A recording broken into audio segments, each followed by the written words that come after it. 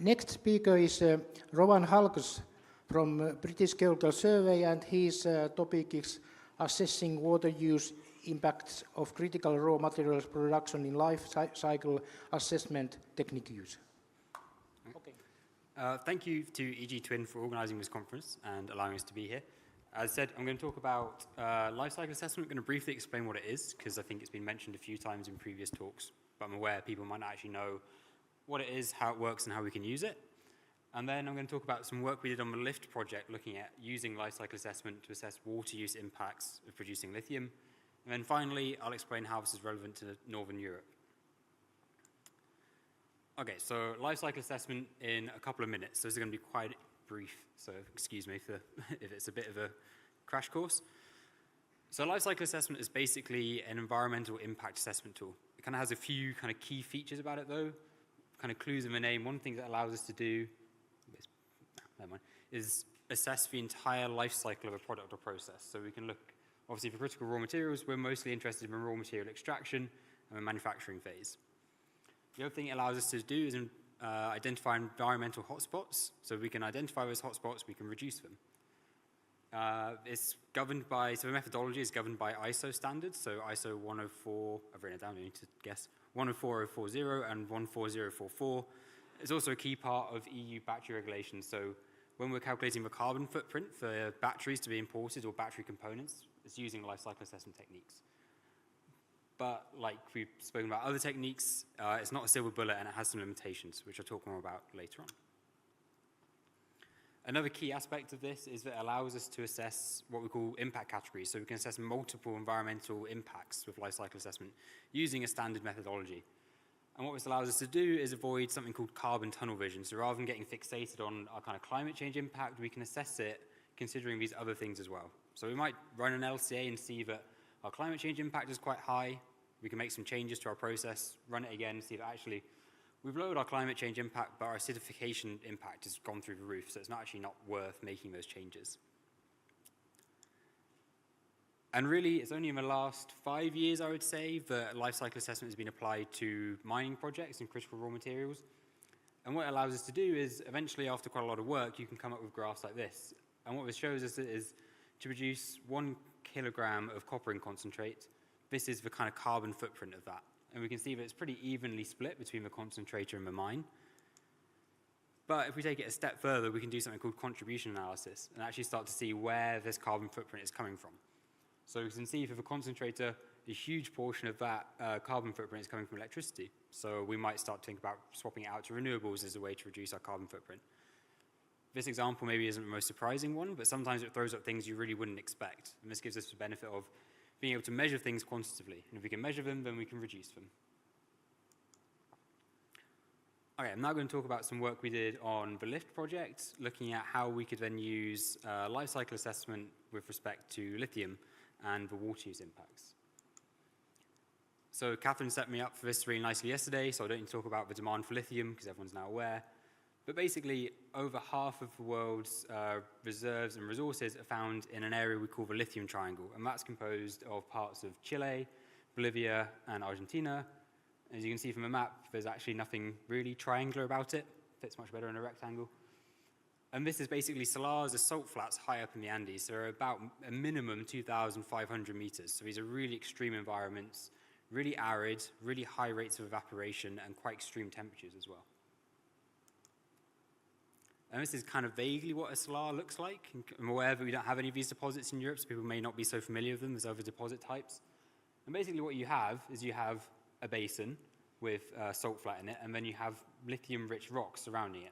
And then you have rainfall that comes down, and lithium being such a mobile element is leached from those rocks into the groundwater.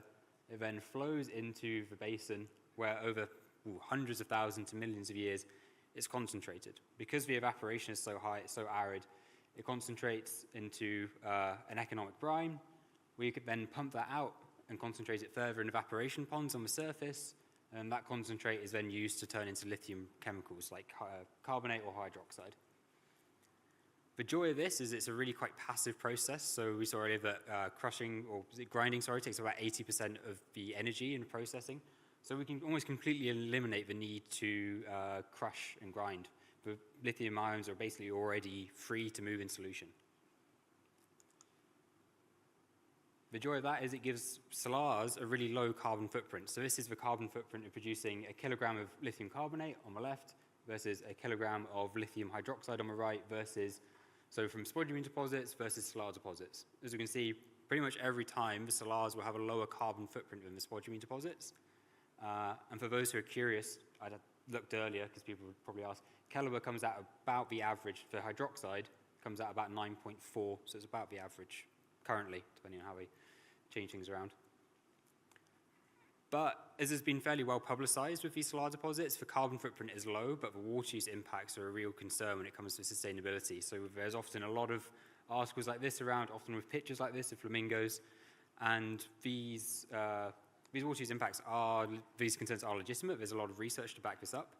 And what's happening is increasingly life cycle assessment is being used to assess the sustainability of lithium production from these deposits. This is the method that's used within life cycle assessment. It's called the Available Water Remaining method, or AWARE for short.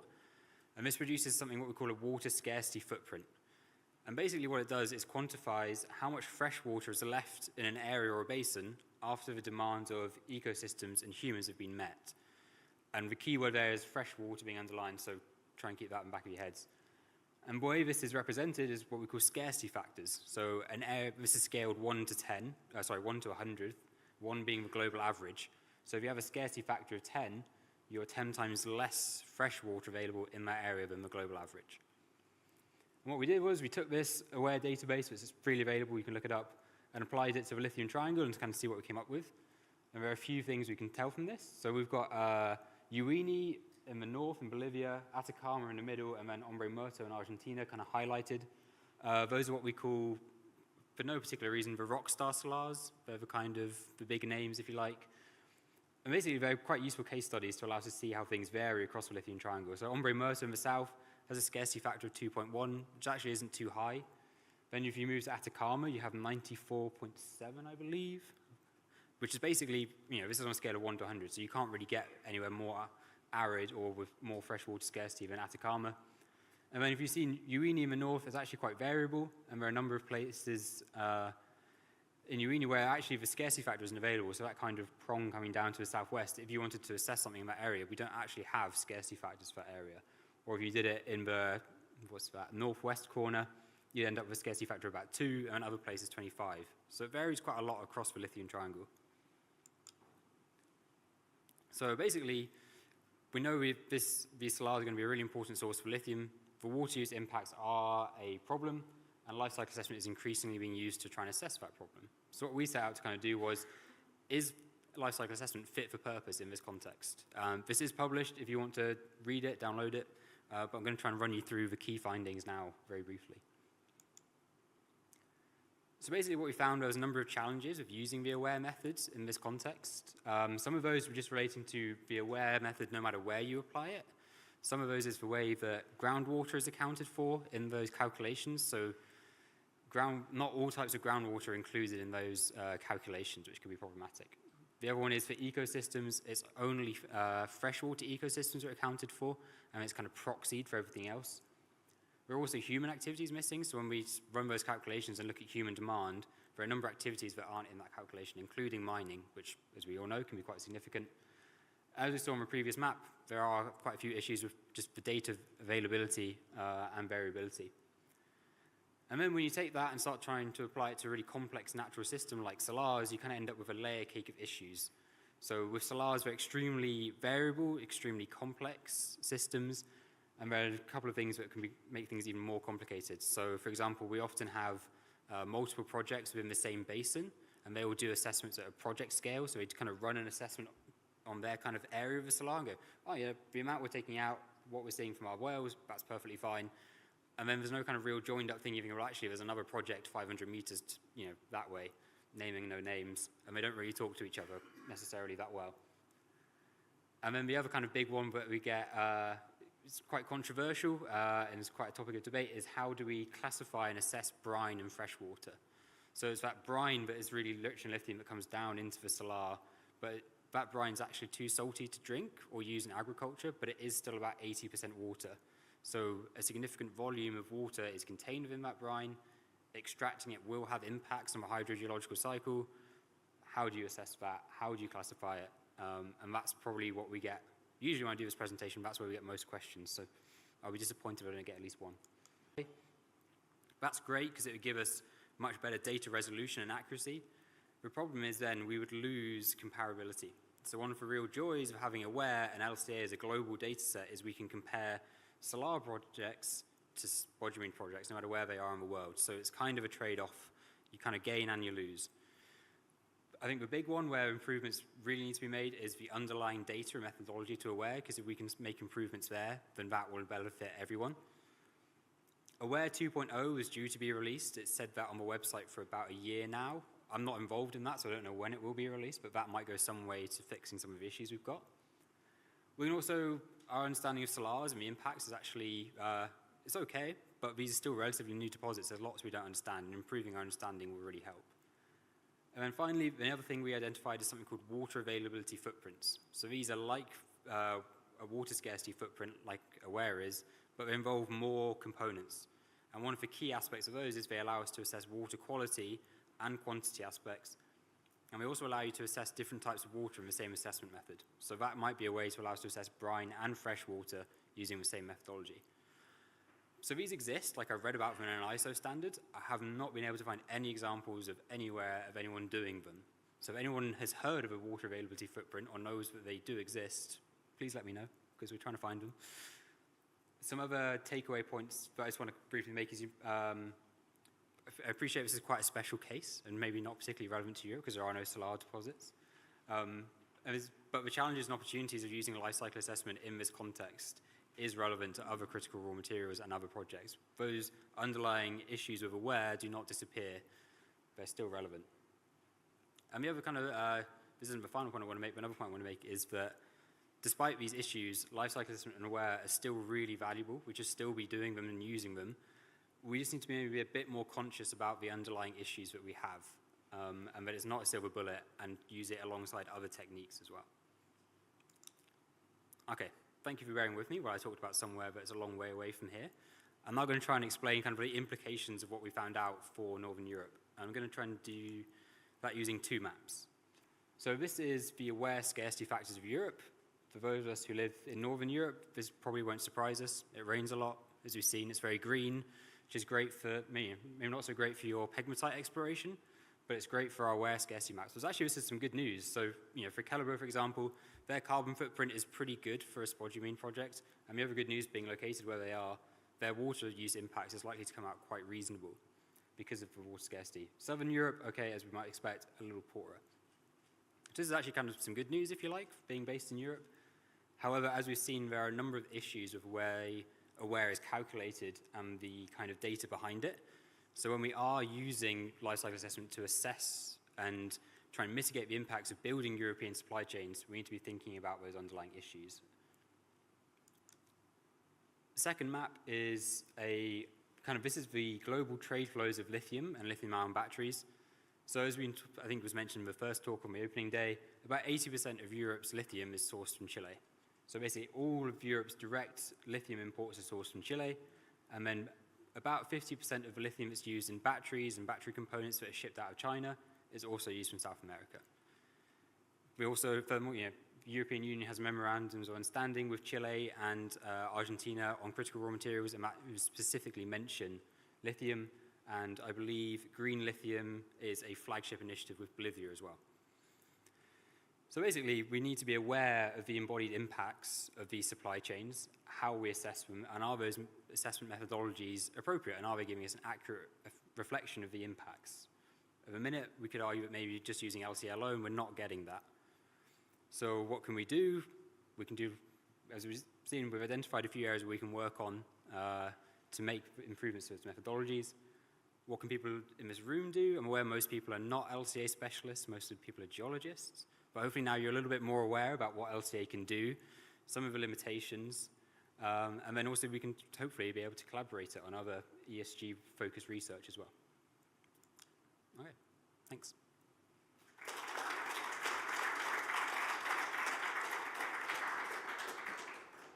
Thank you, Rowan. Any questions to Rowan?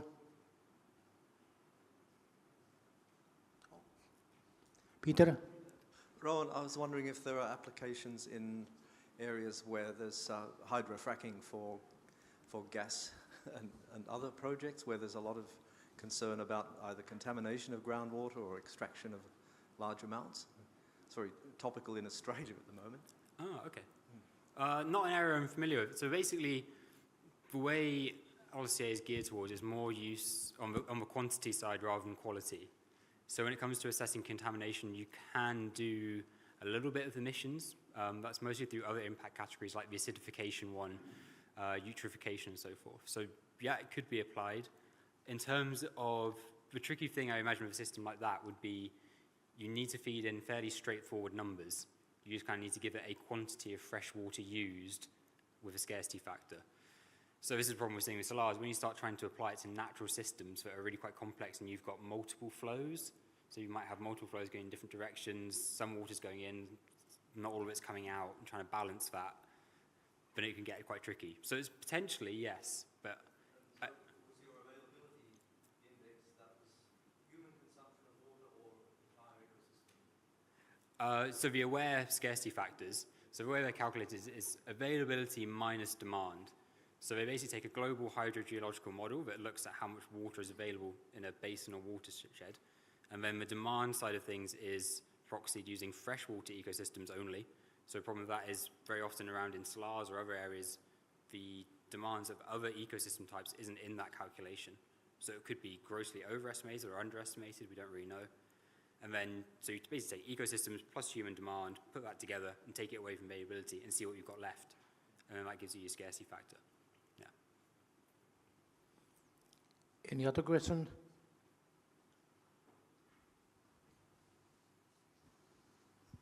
Hi, Rowan. Great talk. I was wondering about data gaps or data availability on this kind of thing. Like, is you showed the map, like showing the different water scarcity, and that's global, you say. But do we know how good this data is, or like how much we know about, for example, water consumption? I would assume might be difficult to actually find good data for all countries, or. Yeah. So Aware also has various scales. So you do have national scale data sets. So and they kind of average the watersheds together to give you a national one. But actually, when you do that kind of aggregation, it becomes kind of meaningless because the aggregation. In terms of the scale, this resolution scale, they're built off global models. So there's only kind of like 3 data sources they have. There's 3 different papers that go into that. Basically, the joy is, so the idea is you use kind of one global data set so it's comparable, and you can then compare projects from all over the world, but actually the resolution, and then, so some work has been done on looking at a couple of different ones, but like an example would be Brazil. Some people have just calculated for a certain region of Brazil, have recalculated those scarcity factors, and they're an order of magnitude different to Aware that uses global ones. So you can, it kind of becomes, so you can get better resolution, but then you could only compare things within that area of Brazil. And that's probably really useful for those people in Brazil, but it's not useful for making comparisons about global supply chains. Yeah. So kind of, there's no perfect solution yet. Yeah. Thank you. Any questions anymore? Okay, thank you, Rowan.